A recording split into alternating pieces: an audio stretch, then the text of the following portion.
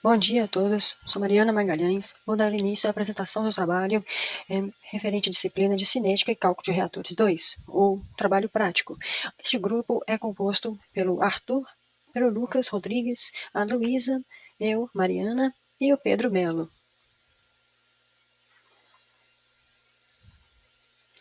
Bom, este trabalho prático trata-se do estudo de reações catalíticas heterogêneas que estão sujeitas a efeitos tanto cinéticos quanto de transferência de massa. O estudo em questão, ele visa a produção do peróxido de hidrogênio por meio do processo Altetra. Este processo é composto de duas reações, sendo a primeira uma de hidrogenação e a segunda de oxidação. Foi indicado que a segunda reação ela tem uma conversão total, ou seja, todo subproduto que proveniente da primeira reação ele é transformado em peróxido de hidrogênio, o produto objetivo. Né? E para este desenvolvimento foi estudado a primeira reação, a de hidrogenação. Então, as primeiras considerações foram as seguintes. Primeiramente, foi calculado o módulo de Thiele. Esse módulo de Thiele, ele relaciona a velocidade de reação da superfície do catalisador, né, dividida pela a velocidade de difusão através da partícula do catalisador. Então, para esse módulo de Thiele, nós obtivemos um valor de número próximo de 26. Isso é um alto número, o que nos indica que a velocidade de reação na superfície do catalisador ela é majoritária, sendo, portanto, um fator limitante à difusão interna no catalisador. Né? É importante apontar que a nossa ordem de velocidade é 1. Então, para isso foi utilizada a equação em questão do módulo de Thiele.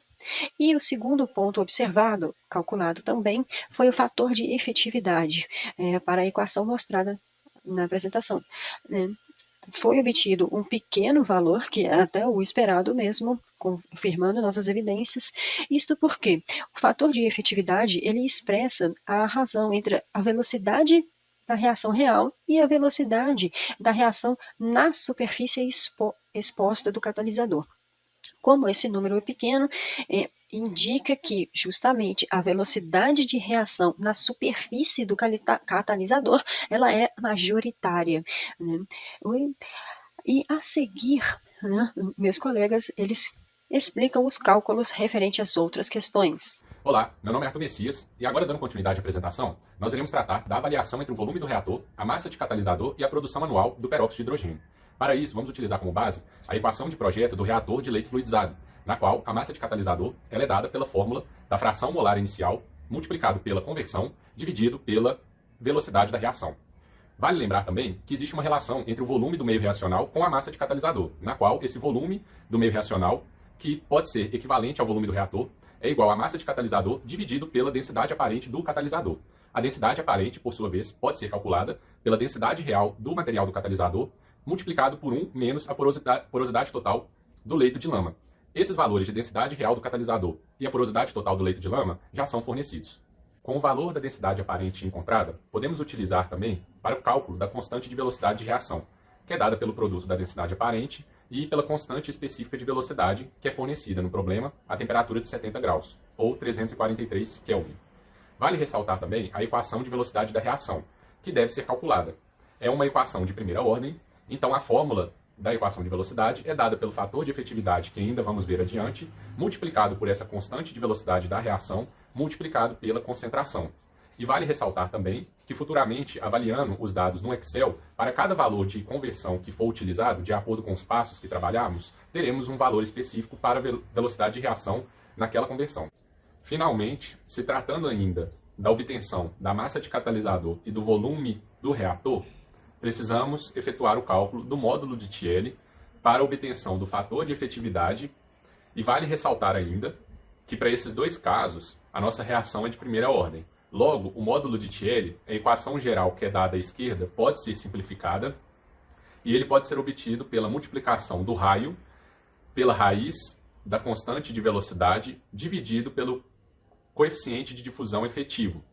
E obtido o módulo de Thiele, nós conseguimos calcular o fator de efetividade na equação de primeira ordem por 3 dividido pelo módulo de Thiele ao quadrado, que multiplica o módulo de Thiele vezes a cotangente do módulo de Thiele menos 1.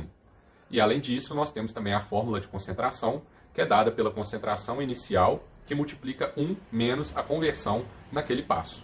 Portanto, resumindo essa parte de avaliação do volume de reator e massa de catalisador, nós fizemos um passo a passo, ao qual calculamos o módulo de Thiele para obtermos, após o cálculo do módulo, o fator de efetividade, e com o fator de efetividade calculamos a velocidade de reação para cada valor de conversão e a massa de catalisador também para cada valor de conversão.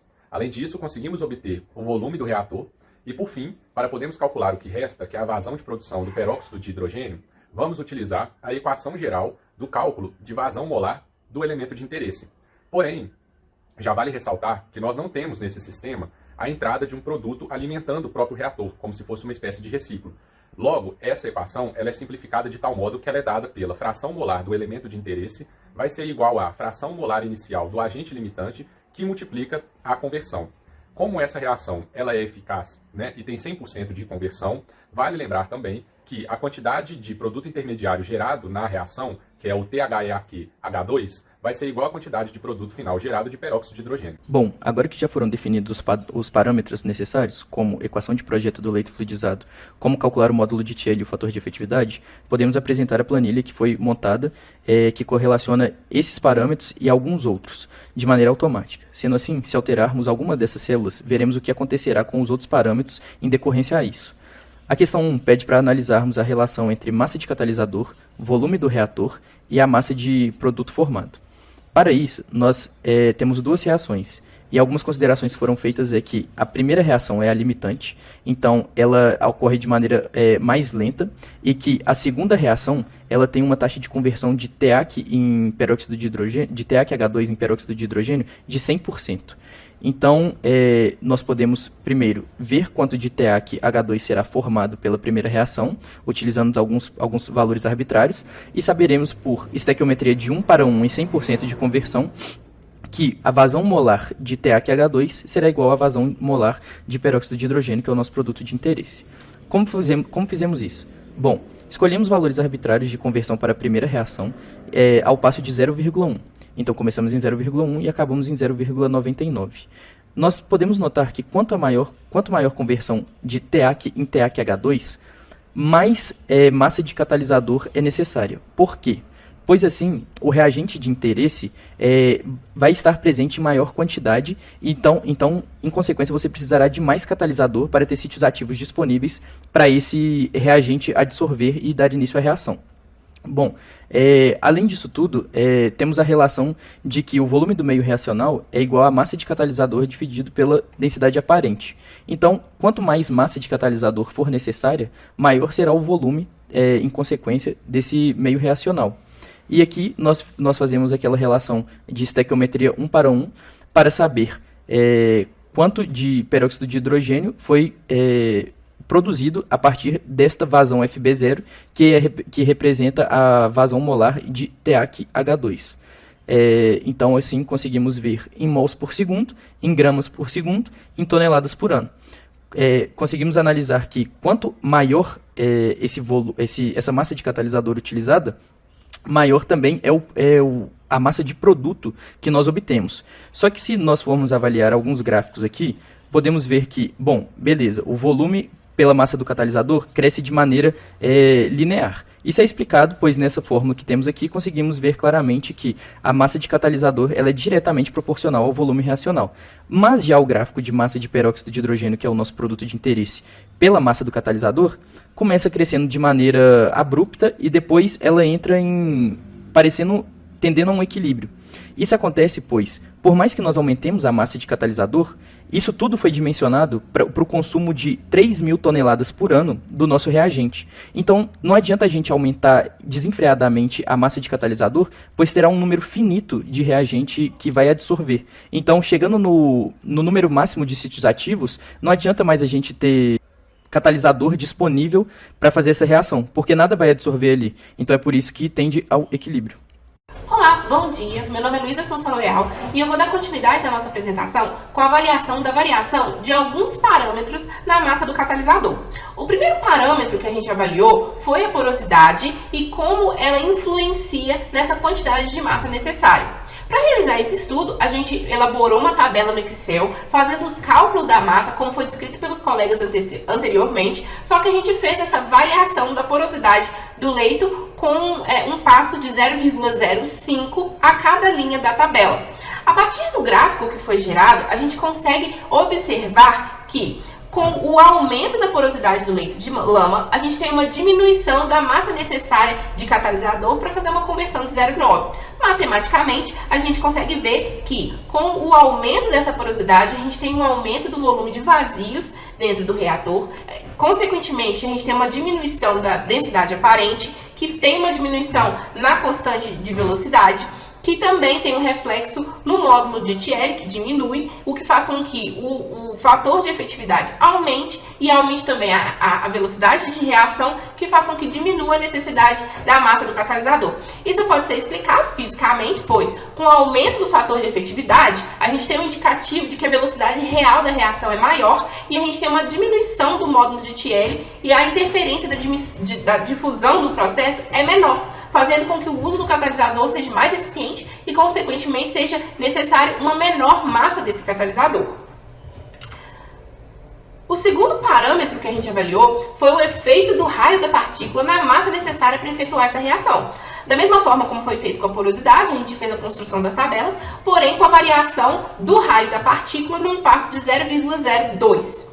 O gráfico que a gente também fez para essa parte, ele nos ajuda a enxergar que com o aumento do raio da partícula, a gente tem um aumento da massa necessária do catalisador para fazer a conversão de 0,9 dessa reação. Matematicamente, o que se espera é que com o aumento desse raio da partícula, a gente aumente o módulo de Thierry, consecutivamente a gente vai diminuir o fator de efetividade e vai também diminuir a velocidade da reação, fazendo com que a massa de catalisador aumente. Fisicamente, isso também é condizente, pois um alto valor de Thierry mostra que a difusão interna é limitada, ou seja, a reação acontece majoritariamente na superfície e pouco reagente penetra no interior desse catalisador. Com isso, o fator de efetividade também diminui, assim a gente aumenta a interferência da transferência de massa na reação e diminui a velocidade dessa reação, o que consequentemente a gente faz com que a gente precise de uma massa de catalisador maior para obter a reação desejada.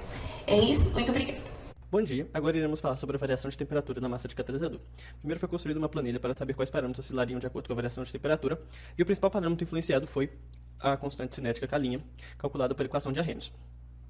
Com os dados da temperatura que foram nos fornecidos enunciados de 50 graus Celsius e 70 graus Celsius, foi possível fazer uma linearização da equação de Arrhenius, e utilizando os dois valores citados, a gente foi possível dividir uma pela outra para podermos, assim, calcular o valor da energia de ativação, e assim podemos achar o valor de K0, utilizando novamente a equação de Arrhenius para aquela determinada temperatura. Agora, para sabermos como influenciaria na massa, os três primeiros parâmetros, que seriam a porosidade do leito, o raio da partícula e a densidade aparente, foram mantidos constantes, e a nossa temperatura foi variando de 5 em 5 graus Celsius, de 40 até 85. Foi visto que, com a menor temperatura, foi obtido um menor valor de K', isso quer dizer que foi formado menor quantidade de produto por massa de catalisador. Sendo assim, quanto menor o valor da temperatura, também foi encontrado um menor valor do Thierry. Como podemos ver na fórmula, que o Thierry ele é proporcionalmente aumentado com o valor de K. E o nosso fator de efetividade, como ele é inversamente proporcional, já que aqui temos o valor de Thierry ao quadrado, ele foi aumentando de acordo com a menor temperatura. Sendo assim, para nós sabermos quanto de massa usaria para cada cálculo, foi fixado um valor de 0,9 na conversão, para assim termos uma melhor padronização. E foi possível observar que para valores menores de temperatura, foi necessário maior massa de catalisador. E com isso foi possível construir essa curva no gráfico que fornece os dados de temperatura por massa de catalisador. Isso ocorre porque foi visto que, como a constante cinética ela é menor, em menores temperaturas, a velocidade da superfície da reação ela seria mais lenta. E com a maior temperatura, essa velocidade de superfície seria maior, fazendo assim com que tenha mais efetividade nas colisões das moléculas, favorecendo a formação de produto. Nós agradecemos e estamos disponíveis para qualquer dúvida. Muito obrigado.